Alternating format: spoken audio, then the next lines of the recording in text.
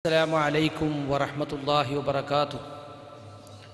إن الحمد لله نحمده ونستعينه ونستغفره ونعوذ بالله من شرور أنفسنا ومن سيئات أعمالنا. من يهده الله فلا مضل له ومن يضلل فلا هادي له.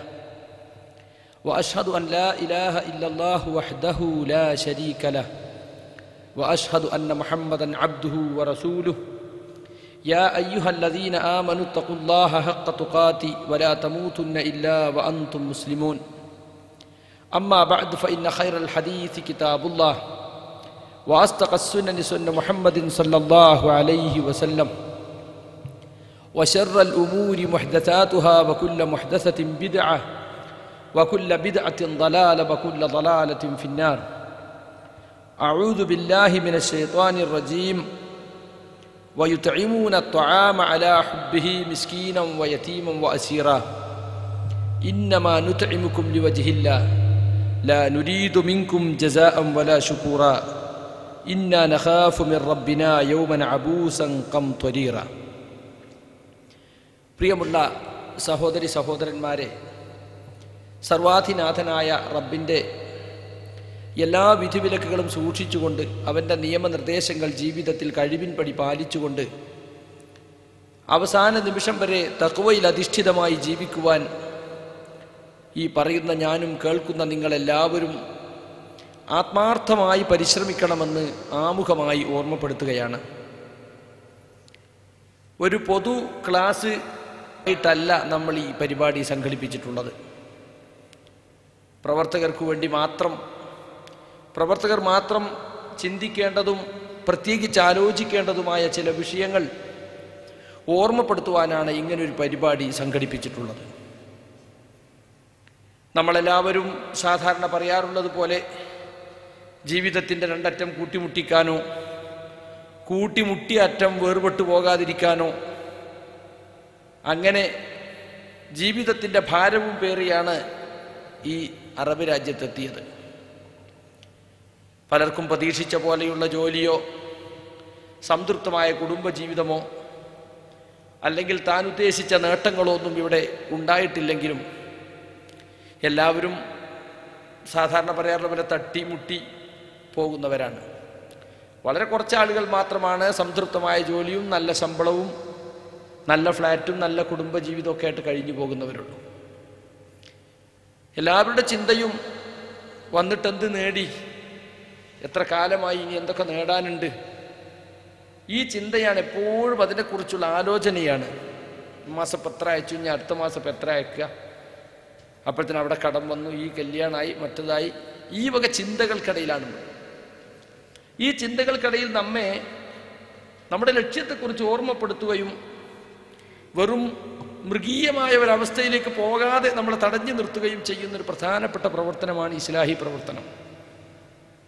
വെറും പണത്തെക്കുറിച്ചും ദിർഹമിനെക്കുറിച്ചും അതിൻ്റെ ചുറ്റിപ്പറ്റിയുള്ള കാര്യങ്ങളെക്കുറിച്ചും മാത്രം ചിന്തിച്ച് എപ്പോഴും അതിൻ്റെ റേറ്റ് വിളിച്ച് അന്വേഷിച്ച് എന്നിട്ട് എണ്ണി വെച്ച് അങ്ങോട്ട് ബാങ്കിലെ കണക്ക് നോക്കി എപ്പോഴും അതന്നെ ആയിരിക്കും ചില ആളുകളുടെ ചിന്ത. അതിൽ നിന്ന് നമ്മളെ ഒരല്പം മാറ്റി നിർത്തുന്നത് യഥാർത്ഥത്തിൽ ദീനീ പ്രവർത്തനങ്ങളാണ്. മനുഷ്യൻ മൃഗമായി പോകാതിരിക്കാനുള്ള പ്രവർത്തനം എന്ന് വേണമെങ്കിൽ പറയാം. നമുക്കറിയാം, ഇവിടെ മൃഗങ്ങളെപ്പോലെ ജീവിക്കുന്ന ആളുകളുണ്ട്. രാവിലെ അവർക്ക് എഴുന്നേൽക്കാൻ തന്നെ കഴിയില്ല. കാരണം എന്താ, പകലന്തിയോളം അധ്വാനിച്ച് രാത്രിയും 12 മണി വരെ അധ്വാനിച്ചിട്ട് പോയി വീഴലാണ്. ളുഹറുണ്ടോ, അസറുണ്ടോ, മഗ്രിബുണ്ടോ, ഇശയുണ്ടോ, സുബഹിയുണ്ടോ, ഒന്നുമില്ല. കുറേ തിന്നണം, കുറേ ഉറങ്ങണം, പോത്തുപോലെ അധ്വാനിക്കണം. ഹദീസിൽ അങ്ങനെ തന്നെ വന്നിട്ടുണ്ട്. അയാൾ ഹിമാരും ഫിന്നഹാർ, കഴുതയെപ്പോലെയാണ് പകല്, ജീഫത്തിൻ ബില്ലയിൽ, ചത്ത ശരീരം പോലെയാണ് രാത്രി, വേണ്ടു വീഴുകയാണ്. അങ്ങനെ ജീവിക്കുന്ന എത്ര മനുഷ്യന്മാരുണ്ട്. അവർക്ക് ഇതിനെപ്പറ്റി ഒന്നും ചിന്തിക്കാനേ കഴിയില്ല. ഇസ്ലാഹി പ്രവർത്തനം എന്നൊക്കെ പറഞ്ഞാൽ അവർക്കൊരു ഭാരമായിട്ടും പുച്ഛമായിട്ടുമാണ് അവർക്ക് തോന്നുന്നത്. ഇവിടെ പൈന് വന്നതാ, ഇവിടെ പൈസ ഉണ്ടാക്കാൻ വന്നതല്ലേ, ഇവിടെ നിങ്ങളെ കാസറ്റും നിങ്ങളെ ഖുർആൻ ക്ലാസും. ചില ആൾ തുറന്നു പറയില്ല, എന്തെങ്കിലുമൊക്കെ ഒഴിഞ്ഞു മാറും. നമ്മളോട് പോയാൽ പറയും, ഓ ദീനുണ്ടാക്കാൻ വന്നു ഇവിടെ. ഇങ്ങനെ ഇതിനെ പുച്ഛിക്കുന്ന മൃഗങ്ങളെപ്പോലെ ജീവിക്കുന്ന കുറേ മനുഷ്യന്മാർ ഈ നാട്ടിലുണ്ട്. മുസ്ലിമീങ്ങൾ തന്നെയുണ്ട്. അമുസ്ലിങ്ങളെ കുറിച്ചല്ല ഞാൻ പറയുന്നത്. അപ്പം അതിനിടയിൽ ഒഴിവ് സമയങ്ങൾ ഉപയോഗപ്പെടുത്തി നമ്മൾ ഈ മാർഗത്തിന് തെറ്റിപ്പോകാതിരിക്കാൻ എവിടെ വെച്ച് നമ്മൾ മരിക്കേണ്ടവരാണല്ലോ. നമുക്ക് ജീവിക്കാൻ ഇവിടെ ഉള്ള അവസരം തന്നാൽ ഇവിടെയും നമ്മുടെ മുസ്ലിം എന്ന നിലക്കുള്ള ബാധ്യതകളൊക്കെ നിർവഹിക്കണം. നമ്മൾ പഠിക്കണം, നിസ്കരിക്കണം, നോമ്പ് വെൽക്കണം, കുട്ടികളെ ശരിക്കും വളർത്തണം. എപ്പോൾ മരണം വന്നാലും അതിന് തയ്യാറെടുത്തുകൊണ്ടുള്ളൊരു ജീവിതം ഇവിടെയായാലും നാട്ടിലായാലും എനിക്ക് വേണം. അതുകൊണ്ട് ദീനീ പ്രവർത്തനങ്ങളുമായി ഞാനും എൻ്റെ കുടുംബവും ബന്ധപ്പെടണം. ആ നിലക്ക് ചിന്തിക്കുന്ന ഒരു എളിയ സംഘമാണ് യഥാർത്ഥത്തിൽ ഇസ്ലാഹി സംഘം എന്ന് പറയുന്നത്. അതുകൊണ്ടുണ്ടായിട്ടുള്ള മാറ്റങ്ങൾ ഒരുപാടാണ്. ഇവിടെ 10 ആളുകൾ ഇരിക്കുന്നുണ്ടെങ്കിൽ അവർ 10 നാട്ടിൽ നിന്ന് വന്നവരാണ്. അതിൻ്റെ ഫലം 10 നാട്ടിലാണ് എത്തുന്നത്. ഇവിടുന്ന് 100 ആൾ നന്നായി പോയിട്ടുണ്ടെങ്കിൽ 100 മഹല്ലിലാണ് അതിൻ്റെ വെളിച്ചമെത്തുന്നത്. അതാണ് ഈ പ്രവർത്തനത്തിൻ്റെ ഏറ്റവും വലിയ മെച്ചം. അതുമാത്രമല്ല, മെനക്കെട്ട് ഇതിനു വേണ്ടി മാത്രം ലക്ഷ്യം വെച്ചെങ്കിൽ മാത്രമേ ഇവിടെ ഈ രംഗത്ത് പിടിച്ചു നിൽക്കാൻ പറ്റുള്ളൂ. കാരണം മനുഷ്യനെ ഭൗതികതയിലേക്ക് പിടിച്ചു വലിക്കുന്ന ഒരുപാട് സംഗതികൾ നിറഞ്ഞു നിൽക്കുന്ന ഒരു ലോകത്തും കാലത്തുമാണ് നാം ജീവിക്കുന്നത്. അപ്പോൾ അതെല്ലാം വിട്ടകന്ന് വളരെ കർശന ബുദ്ധിയോടുകൂടി ഇതുമായി ഞാനും എൻ്റെ കുടുംബവും ബന്ധപ്പെടണമെന്ന് ചിന്തിച്ചെങ്കിൽ മാത്രമേ നമുക്കിതിൽ ഉറച്ചു നിൽക്കാൻ സാധിക്കുള്ളൂ. ചില സുഹൃത്തുക്കളൊക്കെ മുമ്പൊക്കെ വരുമ്പോൾ സജീവമായിട്ട് ഇസ്ലാഹി സെൻ്ററിലും പ്രവർത്തനത്തിലൊക്കെ ഉണ്ടായിരുന്ന ആളുകളെ പറ്റി മൂപ്പര് പോയി വൈക്കന്നെ വരില്ല, മൂപ്പരിപ്പോൾ എന്തോ സിനിമയോ നാടകമോ എന്തൊക്കെ സ്പോർട്സോ കളിയോ എന്തൊക്കെയായിട്ട് അങ്ങനെ പോവുകയാണ്. ഇപ്പോൾ ആളെ തന്നെ കണ്ടാൽ അറിയില്ല, ഭാര്യനെയും കുട്ടികളെയൊക്കെ കണ്ട് ഏത് മദാമയും തോന്നിപ്പോവും. അങ്ങനെ ആയിപ്പോയി മൂപ്പര്. അങ്ങനെ ഭാഗ്യം കെട്ട അപൂർവം ചില ആളുകൾ ഉണ്ടാവും. അതെന്തുകൊണ്ടാണെന്ന് വിചാരിച്ചാൽ ശൈത്താൻ പിന്നാലെ കൂടുകയാണ്. ദീനിയായി ജീവിക്കുന്ന മനുഷ്യനെ വഴിതെറ്റിച്ചിട്ട് തമ്മാടിയും താന്തോന്നിയുമായിട്ട് മരിക്കാൻ അവൻ പിന്നാലെ കൂടുകയാണ്. 40, 45, 50 കൊല്ലം മുസ്ലിമായി ഇസ്ലാമിക ചിട്ടയിൽ ജീവിച്ചൊരു മനുഷ്യൻ അവസാനത്തെ 2 കൊല്ലം തമ്മാടിയായി താന്തോന്നിയായി തന്നിഷ്ടക്കാരനായി ജീവിച്ചിട്ട് അപ്പം കിട്ട് കള്ളുഷാപ്പിൻ്റെ മുമ്പിൽ വീണ് മരിച്ച് പോയ എന്തായിരിക്കും അല്ല സ്ഥിതി എന്നാലോചിച്ചു. ആ 45 കൊല്ലം വെറുതെ ആയില്ലേ? നേരെ മറിച്ചെങ്കിൽ ആലോചിച്ച് നോക്കൂ, നമ്മൾ ഒരുപാട് കാലം തെറ്റുകളും കുറ്റങ്ങളൊക്കെ ചെയ്യാതെ നല്ലവരായി തെറ്റുകളും കുറ്റങ്ങളൊക്കെ ചെയ്ത് തന്നിഷ്ടക്കാരനായി ജീവിച്ചിട്ട് പിന്നെ നമ്മൾ നന്നായാൽ ആ സമയത്ത് മരിച്ചാൽ എന്തായിരിക്കും അവസ്ഥ? നിങ്ങൾ ആലോചിച്ച് നോക്കൂ. അപ്പം ആ നിലക്കുള്ള ഒരു ചിന്ത നമ്മൾ മരിച്ചു പോകേണ്ടവരാണെന്നും എപ്പോഴും മരണം നമ്മെ പിടികൂടാൻ സാധ്യതയുണ്ടെന്നും ദീനീ പ്രവർത്തനം എൻ്റെ ജീവിതത്തിൻ്റെ ഭാഗമാണെന്നും ഇതൊന്ന് ഒളിച്ചോടാനോ മാറി നിൽക്കാനോ എനിക്ക് പാടില്ലെന്നും ചിന്തിക്കുന്നൊരു ചെറിയ കൂട്ടായ്മയാണ് ഇസ്ലാഹി സെൻ്ററുമായി ബന്ധപ്പെട്ട കൂട്ടായ്മ എന്ന് നിങ്ങൾ മനസ്സിലാക്കണം. പലപ്പോഴും നാട്ടിൽ നിന്ന് വന്ന് ഇവിടെ വെച്ച് മാത്രമായിരിക്കും ചിലപ്പോൾ ഇസ്ലാഹി സെൻ്ററും ഇസ്ലാഹി ആദർശമൊക്കെ കേൾക്കുന്നത് തന്നെ. ഒഹാബി എന്ന് മാറ്റി നിർത്തിയുന്ന കൂട്ടർ അവരാണ് ഇവരില്ലേ ഈ ഒഹാബി എന്ന കൂട്ടർ. ഇവിടെ വരുമ്പോഴാണ് അവരെ പരിചയപ്പെടാൻ സാധിക്കുന്നത്. കാരണം വഹാബിൻ്റെ പള്ളിയിൽ കയറിയ ഉസ്താദ് ഇങ്ങനെ നോക്കും, നേരെ ഉസ്താദ് പിന്നെ വീട്ടിലാണ് വരിക. അല്ല, നിങ്ങളെന്താണോ വഹാബിയുടെ പള്ളിയിൽ കയറുന്നുണ്ടല്ലോ, നിങ്ങൾ ആരാ ഇവിടുത്തെ, നിങ്ങളൊപ്പാപ്പല്ലേ ഈ പള്ളി ഉണ്ടാക്കി, നിങ്ങളാളല്ലേ ഇതിൻ്റെ മുത്തവല്ലി എന്നൊക്കെ ചോദിച്ചിട്ട് ഓനെ കിട്ടും. നിങ്ങൾ അതിലൊന്നും പോയരുത്, പേച്ച കൂട്ടരാണ്, അങ്ങനെയാണ് ഇങ്ങനെയാണ്. ഇല്ല ഉസ്താദ്, ഞാൻ പോവില്ല. ഉസ്താദിനോട് വാക്ക് കൊടുക്കുകയാണ്. അങ്ങനെ ഭൂതക്കണ്ണട വെച്ച് ആളുകൾ മുജാഹിദാകുന്നുണ്ടോ എന്ന് നോക്കി നിൽക്കുന്ന മുസ്ലിംമാരിടയിൽ നിന്ന് യാതൊരു പേടിയും മറയുമില്ലാതെ ആരോട് സംസാരിക്കുക, ആരും ഇവിടെ ആരും നോട്ട് ചെയ്യാൻ വരുന്നില്ല. അങ്ങനത്തെ ഒരു നാട്ടിൽ വന്നിട്ട് കാസറ്റ് കേട്ടിട്ടും ചിലപ്പോൾ കൂടെയുള്ള കടക്കാരൻ്റെ കൂടെയുള്ള റൂംമേറ്റിൻ്റെ പ്രേരണ കൊണ്ടും ദീന് മനസ്സിലാക്കി ആദർശം മനസ്സിലാക്കി വെളിച്ചം കിട്ടിയ കുറേ ആളുകൾ ഈ നാട്ടിലുണ്ട്. എല്ലാ നാട്ടിലും ഇസ്ലാഹി സെൻ്ററിൻ്റെ പ്രവർത്തനം കൊണ്ട് ഒരുപാട് ആളുകൾ ഇസ്ലാഹി പ്രസ്ഥാനത്തിലേക്ക് ആകർഷിക്കപ്പെട്ടിട്ടുണ്ട്. പക്ഷെ എന്തു സംഭവിക്കുന്നു എന്ന് ചോദിച്ചാൽ കുറച്ചങ്ങോട്ട് കഴിയുമ്പോൾ ആളുകൾക്ക് ഇതൊക്കെ ഒരു ഫാഷൻ മാതിരിയായി പോകുന്നുണ്ടോ എന്ന് തോന്നിപ്പോവുകയാണ്. ക്ലാസ്സിനൊക്കെ പോകാൻ തന്നെ പെണ്ണുങ്ങൾക്ക് എല്ലാവർക്കും വീട് വിട്ടൊരു ദിവസം ഫുൾ ഡേ ക്യാമ്പ് വെച്ച ധാരാളം ആളാണ്. കാരണം വീട്ടിൽ പിന്നെ ചോറൊന്നും വെക്കേണ്ട ആവശ്യമില്ല, എല്ലാവരും ഒന്നായിട്ടും ഇറങ്ങുകയാണ്. പെണ്ണുങ്ങൾക്കും സന്തോഷമായി, ആണുങ്ങൾക്കും സന്തോഷമായി, ഒരു ഔട്ടിങ്ങിന് അവസരമായി. അതിലിതിലൊക്കെ ഒന്ന് ചുറ്റിക്കറങ്ങി പിന്നെ ക്യാമ്പിന് വന്ന് പിന്നെ കഴിഞ്ഞിട്ടൊന്ന് ചുറ്റിക്കറങ്ങി വീട്ടിലെത്താം. ഈ ഫ്ലാറ്റിൽ ഇങ്ങനെ കുത്തിരിക്കല്ലേ, പുറത്തിറങ്ങാനോ പറമ്പോ മുറ്റോ ഒന്നുമില്ലാത്തൊരു നാടാണല്ലോ.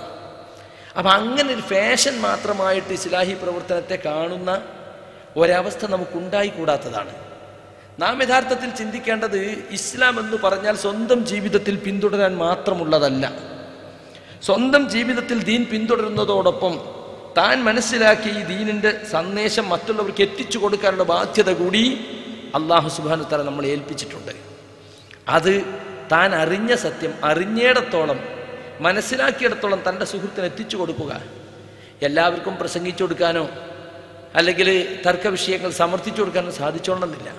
പക്ഷെ ഒരു പ്രസംഗത്തിന് ഒരാളെ കൂട്ടിക്കൊണ്ടുവരാമല്ലോ. ഇങ്ങനെ ഒരു പരിപാടി നമ്മൾ പോവുകയല്ലേ, അപ്പോൾ ചില മുടക്കമൊക്കെ പറഞ്ഞേക്കും. ആ മുടക്കമൊക്കെ നമ്മൾ സഹായിച്ചു കൊടുക്കേണ്ടി വരും. അവിടെ പോകാണ്ട് ഇവിടെ പോകണ്ട, ശരി ഞാൻ അവിടെ തന്നെ എന്നെ വണ്ടിയിൽ കൊണ്ടുപോകാം, ബുദ്ധിമുട്ടാണിപ്പോൾ, വേണ്ട ഞാൻ അടുത്തുള്ള പൈസയൊക്കെ നീ കൊണ്ട് പോയതാൽ മതി. അങ്ങനെയൊക്കെ ഒരാളെ ഒരു പ്രസംഗം കൊണ്ടുവന്ന് കേൾപ്പിച്ച് അല്ലെങ്കിൽ ഒരു കാസറ്റ് ആളെ വീട്ടിൽ കൊണ്ടുപോയി കൊടുത്ത് ഈ വെള്ളിയാഴ്ച കൊണ്ടുപോയി കൊടുത്ത് അടുത്ത വെള്ളിയാഴ്ച പോയിട്ട് നിങ്ങളത് കേട്ടോ, എന്നാൽ കേൾക്കണം, കേട്ടിട്ടുണ്ടെങ്കിൽ അതുകൂടി കേൾക്കണം. അങ്ങനെ അങ്ങനെ അങ്ങനെ ഇത് തൻ്റെ ജീവിതത്തിൻ്റെ ഭാഗമാക്കി എടുക്കുക എന്നത്, അതിലേക്ക് ഇസ്ലാഹി പ്രവർത്തകർ വരണം. ഇസ്ലാഹി സെൻറ്റർ വന്ന് തിരിച്ചു പോകുന്ന ചില ആളുകളൊക്കെ നമ്മളെ നാടൻ മലയാളത്തിൽ പറയണേ, ഞാനൊന്നും പറഞ്ഞില്ലേ രാമനാരായണ എന്ന് പറഞ്ഞ മാതിരി ഇങ്ങനെയാണ് വന്ന് ഇങ്ങനെയുണ്ടിരുന്ന് ഇങ്ങനെയാണ് പോകും. ഒരാളേറ്റും മുണ്ട് വർത്താനം പറയേ, ആരേറ്റും ബന്ധപ്പെട്ട് ഇവിടെ നിന്ന് പോയാൽ പിന്നെ ഈ വിഷയം, അങ്ങനത്തെ സ്വഭാവം നമുക്കുണ്ടാകാൻ പാടില്ല. നമ്മളിവിടെ വരുന്നതും പിന്നീട് നമ്മുടെ ബന്ധങ്ങളും, ഒരു പുതിയ മനുഷ്യനെ പരിചയപ്പെടാത്തൊരു ദിവസം ഗൾഫിൽ ഉണ്ടായിക്കൂടാ. കാരണം 100 കണക്കിന് ആളുകളെ പരിചയപ്പെടാൻ അവസരം നാട്ടിലെ നമ്മളുള്ളത് അല്ലേ. ഒരാളെ പരിചയപ്പെട്ട എന്താ സുഹൃത്തെ ചെലവ്? ഒരസ്സലാമലൈക്കും അങ്ങോട്ടും ഒരു വലൈക്കും അസ്സലാം ഇങ്ങോട്ടും കിട്ടൂലേ? കാണുമ്പോൾ ഒന്ന് പുഞ്ചിരിച്ചാൽ അത് പുണ്യമുള്ള കാര്യമല്ലേ? ലാ തഹ്തറന്ന മിനൽ മഅറൂഫി ശൈഅ വലൗ അൻ തൽഖാ അഖാക ബിവജ്ഹിൻ തലീഖ്. നീ ഒരു നല്ല കാര്യത്തെയും നിസാരമായി കരുതരുത്. നിന്റെ സഹോദരനെ കാണുമ്പോൾ പ്രസന്നമായ മുഖത്തോടുകൂടെ അയാൾ അഭിമുഖീകരിക്കുന്നത് പോലും വലിയ പുണ്യമാണെന്നാണ് തിരുനബി സല്ലല്ലാഹു അലൈഹി വസല്ലം പഠിപ്പിച്ചിട്ടുള്ളത്. അപ്പോൾ ഇസ്ലാഹി സെൻറ്ററിൽ വരിക, ആരെങ്കിലുമൊക്കെ പരിചയപ്പെടുക. നിങ്ങൾ എന്നെ കണ്ടുകണോ? ഞാൻ കാണുന്നുണ്ട്, ഞാൻ അജ്മാനിൽ ക്ലാസ്സിൽ വരാൻ തുടങ്ങിയിട്ട് കുറേ കാലം. എത്ര കാലമായിട്ടുണ്ടാവും? 4-5 കൊല്ലം. ഞാൻ 4-5 കൊല്ലമായാലോ. എന്നിട്ടോ പിന്നെ നാട്ടിൽ നിന്ന് ആരുടെ വരുമ്പോൾ നിങ്ങൾ ഇയാൾ അറിയില്ലേ? ഇപ്പം നമ്മളൊക്കെ വരുമ്പോൾ അങ്ങനെയാണ്, നിങ്ങൾ ഇയാൾ അറിയില്ല, ഇയാൾ നിങ്ങൾ നാടിൻ്റെ അടുത്താണ്. നാടിൻ്റെ അടുത്താണല്ലേ? അപ്പോൾ മൂപ്പര് ചോദിക്കണേ എത്രയോ കാലമായിട്ട് ഇവിടെ വരുന്നത്. ഇങ്ങനത്തെ ഒരു മനുഷ്യന്മാർ അതൊരിക്കലും നമുക്ക് ശരിയല്ല. അൽ മുസ്ലിമുല്ലദീ യുഖാലിതുൽ മുസ്ലിമീന വയസ്ബിറു അലാ അദാഹും ഖൈറും മിനൽ മുസ്ലിമില്ലദീ ലാ യുഖാലിതുൽ മുസ്ലിമീന വലാ യസ്ബിറു അലാ അദാഹും. മുസ്ലിമീങ്ങളുമായി ഇടപഴകുകയും അവരിൽ നിന്നുണ്ടാകുന്ന എന്തെങ്കിലും വിഷമങ്ങൾ സഹിക്കുകയും ക്ഷമിക്കുകയും ചെയ്യുന്നവനാണ്. അങ്ങനെ മുസ്ലിമീങ്ങളുമായി ബന്ധപ്പെടാനോ ഇടപഴകാനോ നിൽക്കാതെ അവരിൽ നിന്നുണ്ടാകുന്ന എന്തെങ്കിലും ചെറിയ വിഷമങ്ങൾ സഹിക്കാനോ തയ്യാറുള്ളവനേക്കാൾ ഉത്തമൻ എന്ന് റസൂലുള്ളാഹി സ്വല്ലല്ലാഹു അലൈഹി വസല്ലം പറഞ്ഞിട്ടുണ്ട്. ചില ആളുകൾ അങ്ങനെ പറയും, ഞാനങ്ങനെ ഈ ലോ സ്റ്റാൻഡേർഡ് ആളുകളിൽ നിന്ന് ബന്ധപ്പെടില്ല, ഞാൻ നല്ല നമുക്ക് പറ്റിയ നമ്മളെ കാറ്റഗറിയിൽ പറ്റിയ ആളുകളേറ്റ് നമ്മൾ ബന്ധപ്പെടുള്ളൂ, നമ്മളല്ലാത്ത ആളുകളോടൊന്നും നമ്മൾ ബന്ധപ്പെടലില്ല എന്ന് പറയുന്ന ആളുണ്ട്. അങ്ങനെ ഒരു കാറ്റഗറി ഒന്നും ഇസ്ലാമിലില്ല. ചിലപ്പോൾ നിനക്ക് കുറച്ച് ശമ്പളം കൂടുതലുണ്ടാവും, കുറച്ച് പൈസ കൂടുതലുണ്ടാവും, വലിയ വലിയ ഉദ്യോഗം ഉണ്ടാവും, സർട്ടിഫിക്കറ്റ് ഉണ്ടാവും, പക്ഷെ മുസ്ലിമാണ് നീ.